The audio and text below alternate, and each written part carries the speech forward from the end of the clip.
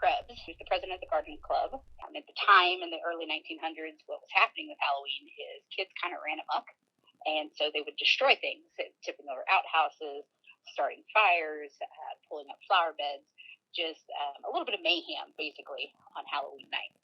And so she was a little sick of it, but also was a wise enough woman to not just blame the kids. She understood that they needed something else, that there needed to be an outlet. So in 1913, she decided that she was going to throw some sort of party for the kids to come and enjoy Halloween festivities. So there was bobbing for apples, other games, there was food, and a lot of kids showed up, and things seemed to go pretty well.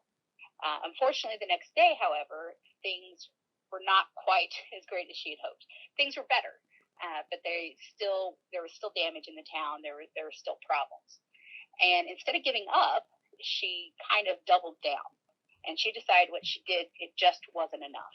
And that she needed to kind of up the game to really almost tire out the kids, but also just really focus that energy on something else, which really was pretty progressive thinking for the time period.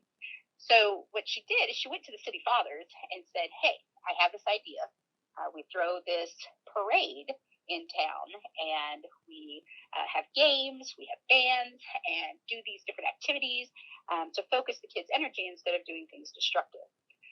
Well, they pretty much laughed her out. They thought she was nuts, that there was no way it was going to work, and so they wouldn't put a dime into it.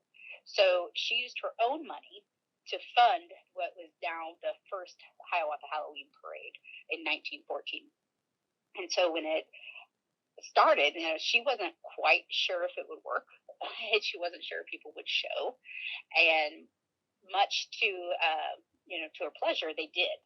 They showed up. They dressed in costumes.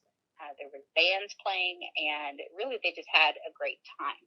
And then the next day, there was no vandalism reported in town, and so she knew she had something. Then the next year they did it again, and it has been a long-standing tradition in Hiawatha throughout the years. Like, she would tell people, like, this is when you dig these up, this is when you plant these, that kind of thing. And because she was right, people respected her. They respected her knowledge. They respected what she knew. So when it started getting told what she was doing and newspapers started covering it, it spread. I think on some level, I would look at it like our modern day influencers on social media. Their media back then was the paper, and so she was an influencer, and so they listened. This changed the face of Halloween as we know it in the United States, and so we do contests now that go global. So we have a photography contest that we do, as well as a logo contest for the theme for the year, and that helps get not only just people knowing about our small little town, but really trying to promote that history, because I think that's really important to understand, especially for youth, that you can do amazing things even if you come from a tiny speck of a town. And so people from here who lived here for either a long time or grew up here are very passionate about it. It's interesting when you go to other places, because you always have a few families in any town that like Halloween and they decorate for Halloween.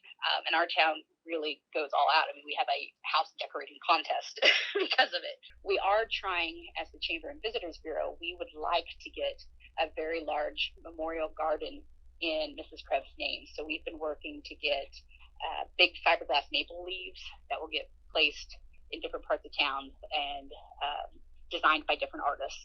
And then using the funding from that to eventually build the world's largest jack-o'-lantern, and that be the centerpiece for a garden. On the inside of the jack-o'-lantern, you would be able to walk into it, but the history would be there for people to read about, and hopefully then encourage them to come back when they can actually see the parade and different Halloween things in action.